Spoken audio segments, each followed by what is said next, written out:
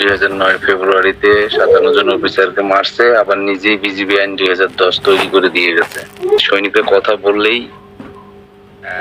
মনে করেন যে আয়নাঘর ছিল আপনার ডিজিএফআই তে পিলখানার ভিতরে, যে আপনি 1000 লোক এক জায়গা করে একটা লোককে রাজি করাইতে পারবেন না রানিং এই বিষয়গুলো নিয়ে কথা বলতে। কারণ আমি নিজে ভুক্তভোগী ভাই, বুঝতে পারছেন? আমি এগুলো নিয়ে কথা বলতে গেছিলাম বিধায় মনে করেন যে আমার উপরে একটু চড়াও হয়েছিল। হ্যাঁ, আমাকে অ্যারেস্ট করার একটা প্ল্যান করছিল, পরে আমি ছুটি অ্যাবসেন্ট করছিলাম। আচ্ছা, আপনি বিজিবির কোন র্যাঙ্কে আছেন নাকি সাধারণ কোন সৈনিক? আমি আন্দোলন যারা সমন্বয়ক আছে এবং এই অন্তর্বর্তীকালীন সরকারের যত পরিকল্পনা, মানে এই সরকারকে ব্যাহত করার যত পরিকল্পনা হচ্ছে সবকিছু কিন্তু আমাদের ভিতরে। সার্জিস ভাইকে সেটা বলবেন, সেটা হচ্ছে আপনার এই যে সেনাবাহিনীকে যে ম্যাজিস্ট্রেটি পাওয়ার দিছে না, হ্যাঁ, এটা কিন্তু বিজিবি কেও দেওয়া হয়েছে মনে হয়, সপ্তাহখানিকের জন্য বাড়ানো হয়েছে সম্ভবত। হ্যাঁ, এটা যেন বিজিবি কে না দেওয়া হয়। বিজিবির যে টহলটা করে ভাই, বিজিবির যে যৌথ অভিযানটা করতেছে না সেনাবাহিনী, হ্যাঁ, যৌথ অভিযানে যেন বিজিবি কে কোনো জায়গায় ব্যবহার করতে না পারে, বিজিবি সম্পূর্ণ নিষেধ করে দেন বিজিবি কে ব্যবহার করার জন্য। বিজিবি কিন্তু কন্টিনিউ টহল বের করতেছে এবং যৌথ অভিযানে যাচ্ছে সেনাবাহিনীর সাথে ঢাকা শহরে। তারা কিসের অভিযান করতে যাচ্ছে এটা? যৌথ অভিযান করতেছে না সেনাবাহিনী ম্যাজিস্ট্রেটি পাওয়ার নিয়ে। এখানে একটু ঝামেলা আছে ভাই। যেমন থাকতেই হলো আপনার এখানে হলো আপনাদের পক্ষে যারা কাজ করছে, হ্যাঁ, এদের মধ্যেও কিন্তু অনেক লোক হারাই যাবে। বললাম যে পুরা যত কিছু আপনার 14 বছরে যত অফিসারকে প্রমোশন দেওয়া হয়েছে, হ্যাঁ, সব কিন্তু এই স্বৈরাচারী সরকারি হাসিনা দিছে, এদেরকে মানুষ করছে এইভাবেই। এখন সব থেকে বেটার হলো আপনার বিজিবি মহাপরিচালককে সরাই দেওয়া, সেই করতে প্লাস পয়েন্ট হবে। এখন সেই প্লাস পয়েন্ট হ্যাঁ, এখন সেই সবকিছু করতেছে বিজেপির যে মহাপরিচালক। একজন নিরপেক্ষ লোককে এখানে বসানো দরকার এই মুহূর্তে, বর্তমান সময়ে। না হলে সামনে আমাদের জন্য, আমাদের ছাত্র আন্দোলনের যে সমন্বয়করা আছে, আমাদের জন্য অনেক বড় একটা খারাপ দিক আসতেছে। আপনাদের জন্য আমরা এই স্বাধীন একটা স্বৈরাচারী সরকার মুক্ত এটা তো এত সহজে হারানো যাবে না।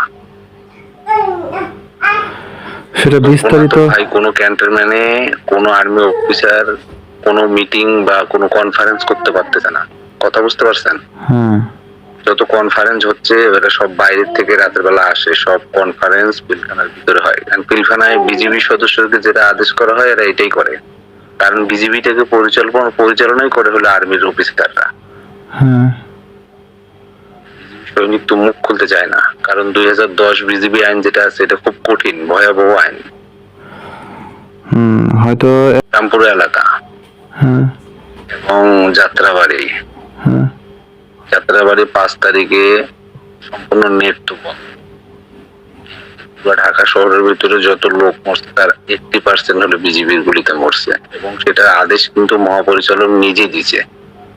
এবং উনি আবার এটা ভিডিও কনফারেন্সে বলছে যে আমার বিজিবির এই অস্ত্র আছে, সেই অস্ত্র আছে, আমরা মানুষ মারার জন্য যাই নাই। ঠিক আছে, কিন্তু উনি সৈনিকের দরবারে বলছে যে আমরা সরকারকে টিকিয়ে রাখতে বদ্ধপরিকর, যে কোনো পরিস্থিতি আমরা মোকাবেলা করব। বিরোধী ছাত্র আন্দোলনের উপরে কি চাপ হতে পারে, কি ধরনের চাপ হতে পারে, কি চাপ যেটা হবে সেটা জানুয়ারির 20 তারিখের পরে বুঝতে পারবেন। এই মুহূর্তে যদি ওনাকে সরানো না হয় ভাই, এই মুহূর্তে যদি বিজেপি মহাপরিচালককে সরানো না হয়, জানুয়ারির 20 তারিখের পরে বুঝতে পারবেন কি পরিমাণে চাপ হবে। এটা কি শেখ হাসিনাই করাইবে তাদেরকে দিয়ে নাকি?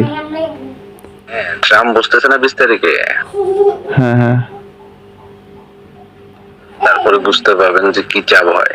ভাই আমি সম্মুখীন, তো আমি সবগুলা কাছের থেকে আমার ফোনটা পর্যন্ত হ্যাক করা, জানেন আপনি? ফোনটা পর্যন্ত আমার হাতে নাই। এখন ট্রাম্প বসলে তারা কি চাপ দিবে, জাতিসংঘ থেকে চাপ দিবে যে শেখ হাসিনাকে আবার প্রধানমন্ত্রী প্রেশার বানাও? আসবে, হুম। অনেক প্রেশার আসবে, অনেক প্রেশার আসবে, এবং সীমান্ত এলাকার জন্য আদেশ আলাদা হবে। এটার পরিকল্পনা একমাত্র মহাপরিচালক। এই যে কয়দিন আগে যে আপনাকে বললাম না যে অফিসারদের একটা কনফারেন্স হচ্ছে, না এরা সীমান্ত কিন্তু পর্যায়ে, সব ওই হাসিনার অফিসার। না সীমান্ত পর্যায়ে চাপ হবে, সীমান্ত পর্যায়ে চাপ হলে সীমান্তকে ছেড়ে দিবে, তখন বিএসএফ এর লোকেরা কি বাংলাদেশে ঢুকবে? পরিকল্পনা এর থেকে আরো ভয়াবহ ভাই তাদের। তাহলে তো যুদ্ধের মতোই হবে। হ্যাঁ, আমাদেরকে আরো শক্তিশালী হইতে হবে, এবং এই মুহূর্তে দরকার ওনাকে সরানো।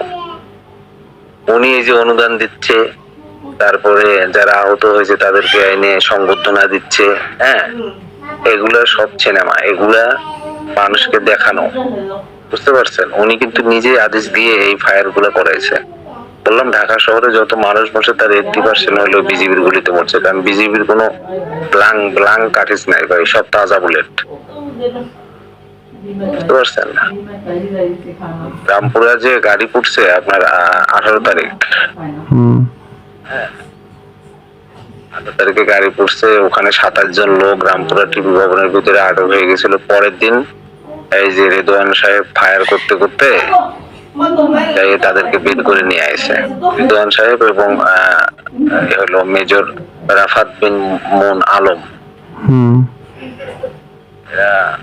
তো লিস্ট আছে, তো এরা তো লিস্ট তো সাজিদ ভাইয়ের কাছে থাকার কথা, যারা ফায়ার করছে তাদের নামীয় তালিকা তো সাজিদ ভাইয়ের কাছে থাকার কথা। আছে হয়তো।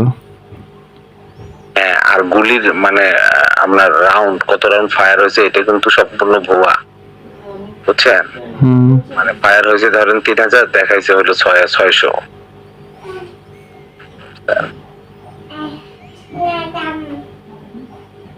এটা কিন্তু অনেক অনেক বড় পরিকল্পনা করতেছে, হ্যাঁ, যেটা একমাত্র বিজিবির সবকিছু বন্ধ করে দিতে হবে। এক কথায় দেশের ভিতরে যা করবে সব সেনা পুলিশ, কিন্তু বিজিবির সবকিছু এই মুহূর্তে অফ করে দিতে হবে। পুলিশের কোনো কর্মকর্তা এই ধরনের কোনো কাজে জড়িত নাই নাকি? না না না, বর্তমান সময়ে তারা খুবই নিরপেক্ষ, কোনোভাবেই তারা জড়িত না। কিন্তু বিএসএফ এর তারা, বিজিবি তারা এইগুলো করতেছে। হ্যাঁ হ্যাঁ হ্যাঁ, কারণ বিজিবির করতেছে কেন, তারা তো সম্পূর্ণ তার সময়কার অফিসার, পদোন্নতি দিচ্ছে উনি ওইভাবেই তৈরি করছে।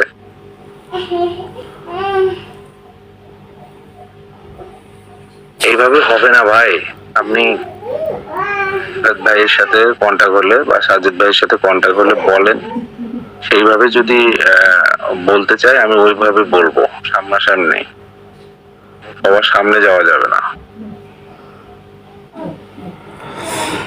ঠিক আছে, আমি আগে কথা বলে আমি সার্জিস ভাইয়ের কাছ থেকে সময় নিয়ে তারপর আমি আপনাকে জানালে পরে আপনি আসতে পারবেন তো যে কোনো সময়।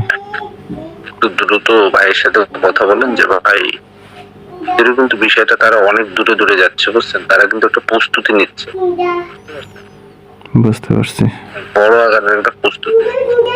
ঠিক আছে, আমি আগে কথা বলে দেখি আপনি কবে বসতে পারবেন, তারা কবে বসতে পারবে, পরে কথা বইলা যাই করব। আমি যে কোনো মুহূর্তে ভাই বললেই আমি এখান থেকে, ভাইয়ের বাসা পঞ্চগড়, আমার বাসা নীলফামারী, ঠিক আছে? জি, যে কোনো মুহূর্তে আসতে পারবো। ওকে ভাই, ঠিক আছে, আমি কথা ভাই বলি। যদি বলে হ্যাঁ এককভাবে, আমি কিন্তু ভাই ওই সবার সামনে, মানে ওনারা এখন মিডিয়ার সামনে থাকে, বোঝেন নাই? হুম। ওইভাবে ওনারা স্থান দিলে আমাকে যদি রিসিভ করতে পারে, আমি ওইভাবেই যে বিস্তারিত সবকিছু বলবো, এবং আমি এটার ভুক্তভোগী, আমি বিপক্ষে কথা বলছি বিধায় মনে করেন যে আমাকে অ্যারেস্ট করার একটা পরিকল্পনা করছে। ওই সময় আমি ছুটি ছিলাম, পরে আমি আর জয়েন করি নাই ভয়ে, বুঝতে পারছেন? বুঝতে পারছি। ভয়ে জয়েন করি নাই, পরে আমাকে যাওয়ার পরে আমার ফোনটা সিজ করছে। আমি